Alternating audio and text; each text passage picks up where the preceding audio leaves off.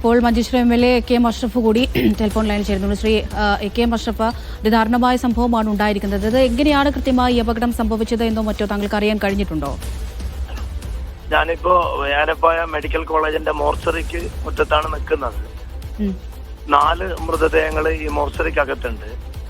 2 പേരുടെ മൃതദേഹം മഞ്ചേശ്വരം താലൂക്ക് ഹോസ്പിറ്റലിലെ മോർച്ചറിയിലായിരുന്നു. നമ്മൾ സൗകര്യത്തിന് വേണ്ടി പെട്ടെന്ന് ഇങ്ങോട്ടേക്ക് ഷിഫ്റ്റ് ചെയ്തു. അത് കാണച്ചൂർ മെഡിക്കൽ കോളേജിൽ പിന്നെ പോസ്റ്റ്മോർട്ടം നടക്കും. മഞ്ചേശ്വരം പോലീസ് FIR ഇട്ട് 6 പേര് പ്രത്യേക വനിതകളടക്കമുള്ള ടീം പിന്നെ ഇവിടെ വന്ന് ഇൻക്വസ്റ്റ് നടത്തി പെട്ടെന്ന് ഇതിന്റെ കാര്യങ്ങൾ പൂർത്തിയാക്കുന്നുണ്ട്. അതിനിടയിൽ പിന്നെ നമ്മൾ അറിയേണ്ട ഒരു കാര്യം, ഞാൻ അപ്പോൾ സ്പോട്ട് കൂടി വിസിറ്റ് ചെയ്തിരുന്നു. സത്യത്തിനും കഴിഞ്ഞ 1-1.5 വർഷത്തോളമായി പലപ്പോഴും ബന്ധപ്പെട്ട DDCയിലടക്കം ഉന്നയിച്ച ഒരു കാര്യമാണ് ഈ ഡ്രൈവർമാരുടെ അമിത വേഗത. പ്രത്യേകിച്ച് ഇവർ ഇയർഫോൺ വെച്ച് സംഗീതം കേട്ട് പിന്നെ പലപ്പോഴും വായിൽ പാൻ പരാഗ് തെരുക്കിയിട്ട് പോകുന്ന ഇവരെ കാഴ്ചകളൊക്കെ കണ്ടപ്പോൾ എത്രയോ വട്ടം പറഞ്ഞിരുന്നു. ദുരന്തം വളരെ വൈകിയാണ് വന്നതെങ്കിലും തീർച്ചയായും നമുക്ക് സഹിക്കാൻ കഴിയാത്ത ഒരു കുടുംബത്തിലെ 6 പേരാണ് മരിച്ചുപോയത്. ഹൈദരലി എന്നറിയുന്ന ഡ്രൈവർ അടക്കം. അതോടൊപ്പം സുരേന്ദ്രനും ലക്ഷ്മി എന്നറിയുന്ന 2 ആളുകൾ ഗുരുതര പരിക്കുകളോടുകൂടി ഫാദർ മുല്ലേസ് ഹോസ്പിറ്റലിലുണ്ട്. ഇതിനേക്കാളും വലിയ രീതിയിൽ നമ്മൾ വേദനിപ്പിക്കുന്ന ഒരു കാര്യം, എനിക്ക് നല്ല ഓർമ്മയുണ്ട്.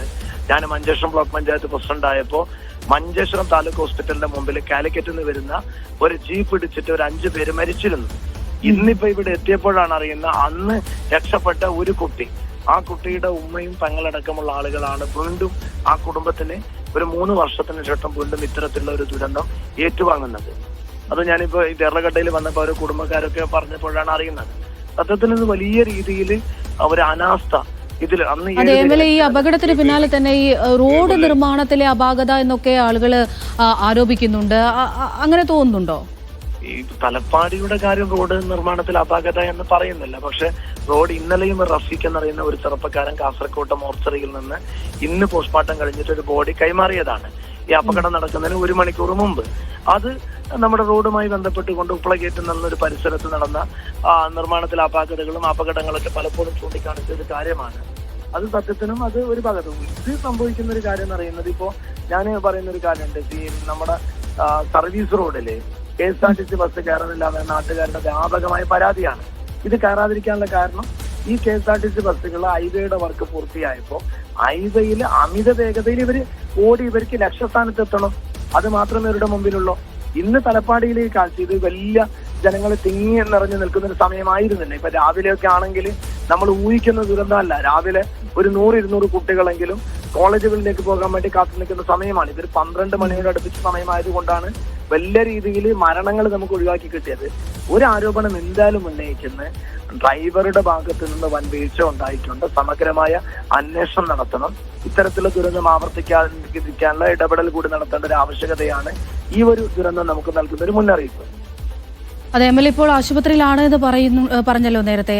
ഈ കൂടുതൽ ആളുകൾക്ക് പരിക്കേറ്റിട്ടുണ്ടോ? ഈ ബസ്സിൽ ഒരുപാട് ആളുകൾ ഉണ്ടായിരുന്നു, അവർക്കൊക്കെ പരിക്കേറ്റിട്ടുണ്ടോ? ബസ്സിൽ ആർക്കും പരിക്കേറ്റിട്ടില്ല. പരിക്കേറ്റിട്ടുള്ളത് പിന്നെ 2 പേരാണ്. സുരേന്ദ്രൻ, ലക്ഷ്മി എന്നറിയുന്ന 2 ആളുകൾ പരിക്കേറ്റിട്ടാണ്. ഫാദർ മുല്ലേസ് അവരെ ഗുരുതര പരിക്കല്ലാന്ന് പറയുന്നുണ്ട്. പിന്നെ ഇപ്പോ ഈ മരണമാണ് കാരണം അത് ഒന്ന് ഈ ഓട്ടോറിക്ഷയിൽ ഉണ്ടായിരുന്ന ഒരു ഫാമിലിയാണ് മരിക്കുന്നത്. ഹൈദരാബാദിൽ നിന്ന് ഡ്രൈവറും ഈ പിന്നെ അസ്ര എന്നറിയുന്ന 11 വയസ്സുള്ള ഒരു കുട്ടി, ആശുപത്രി ഫിദ എന്നറിയുന്ന 19 വയസ്സുള്ള ഒരു കുട്ടി, ആ കുട്ടിയുടെ മാതാവ്, അങ്ങനെയുള്ള ഒരു കുടുംബം മൊത്തമാണ് ഈ ബസ്സിന്റെ ഇടിയുടെ ആഘാതത്തിൽ മരിച്ചു വന്നത്. ഓക്കെ, വളരെയധികം നന്ദി എം.എൽ.എ. പ്രതികരിച്ചതിന്. മഞ്ചേശ്വരം എം.എൽ.എ. കെ.എം. അഷ്റഫിന്റെ പ്രതികരണമാണ് നമ്മളിപ്പോൾ കേട്ടത്. അദ്ദേഹം അവിടെ ആശുപത്രിയിലുണ്ട്. മൃതദേഹങ്ങൾ ഇപ്പോൾ ആശുപത്രിയിലാണ് ഉള്ളത്. അതുപോലെ തന്നെ പരിക്കേറ്റ 2 പേർ ഇപ്പോൾ ചികിത്സയിൽ കഴിയുന്നുണ്ട്. അവർക്ക് നിസാര പരിക്കുകളാണ് എന്നുള്ളത് ആശ്വാസകരമാണ്. പക്ഷേ എപ്പോഴും ഇത്തരത്തിൽ നിയന്ത്രണം വിട്ടാണ് ഈ ഒരു അപകടം ഉണ്ടായത് എന്ന് തന്നെയാണ് മനസ്സിലാക്കുന്നത്. പക്ഷേ കൃത്യമായി എങ്ങനെ ഈ ഒരു അപകടം ഉണ്ടായി എന്നുള്ള കാര്യത്തിലൊക്കെ കൃത്യമായ അന്വേഷണം വേണമെന്നും അദ്ദേഹം ആവശ്യപ്പെടുന്നുണ്ട്. ഷഫീഖ് നസ്രുള്ളയാണ് അപകടത്തിന്റെ കൂടുതൽ വിവരങ്ങൾ നൽകിയത്. മടങ്ങിയെത്താം ഇടവേളയ്ക്ക് ശേഷം.